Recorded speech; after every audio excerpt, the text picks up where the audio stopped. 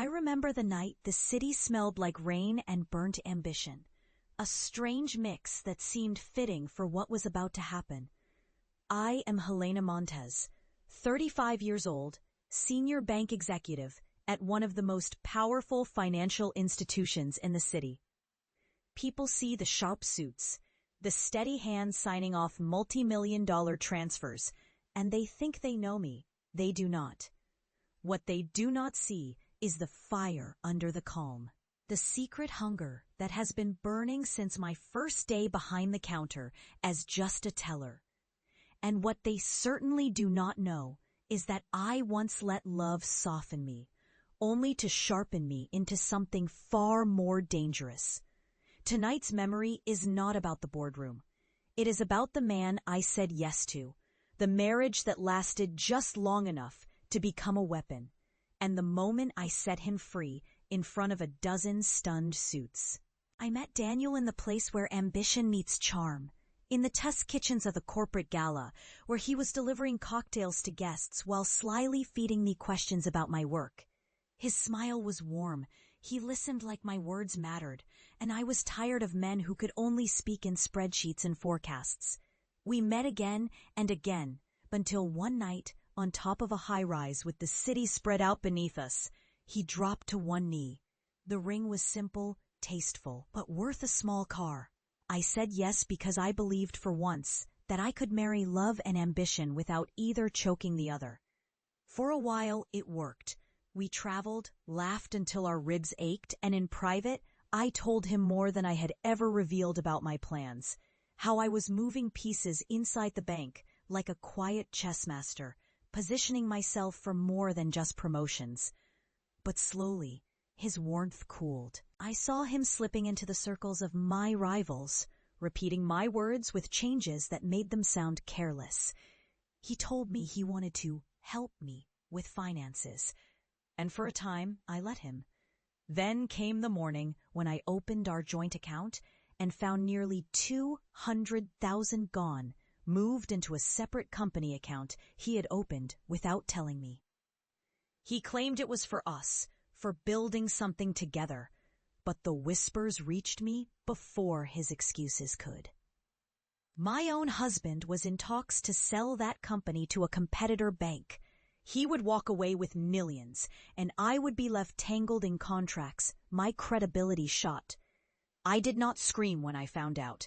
I did not cry. I simply began to plan. The boardroom was mine on Mondays, and that Monday, I called an urgent meeting. He arrived with his polished shoes and smug certainty, unaware that I had already rerouted the ownership papers to remove his name from every asset purchased during our marriage. The aroma of bitter coffee filled the air as I spoke clearly through the quiet tension, outlining how his actions had breached both personal trust and professional adhesion clauses embedded in his silent partnership. His hands tightened around the file he carried. Then I slid across the table the final document, the one that dissolved our marriage entirely, signed by me and pre-validated by my own lawyers. Chairs creaked as the board realized they were witnessing a divorce as cold as the steel in my voice. Daniel's face drained of color. I told him that not only was he now free of me, but his new company would be funded in exchange for 51% ownership by me. The same woman he tried to gut now controlled his future. In one stroke, I cut him out of my life and bought his seat at the table. He packed up his smugness that day and left with no spotlight. No grand exit, just the hollow thud of the door closing behind him. The silence after was perfect. You might wonder why I did not ruin him entirely. The truth is, I learned that letting someone live under the weight of knowing you are their boss is heavier than anything a court or scandal could deliver. Justice served cold tastes far richer when it's portioned slowly. In the weeks after, he would send short notes, sometimes asking for advice about investors, sometimes pretending we could still be friends. I never replied.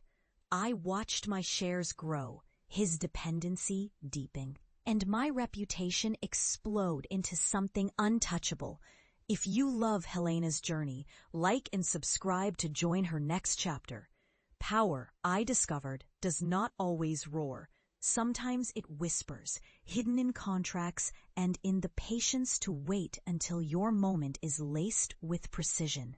When you have been betrayed by someone who kissed your forehead while arranging your downfall, the sweetest revenge is to never let them touch you again, but to make sure they still feel your hand over their fate.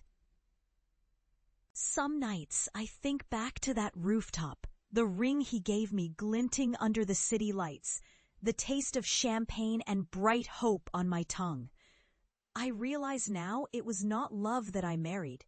It was a lesson disguised as romance, a trial that would forge me into something sharper. I did not just survive Daniel. I turned the story into capital, into control, into a chapter that no one in the bank will ever forget, because they saw it happen with their own eyes. And in the end, I walked away not as a broken woman, but as the architect of her own justice.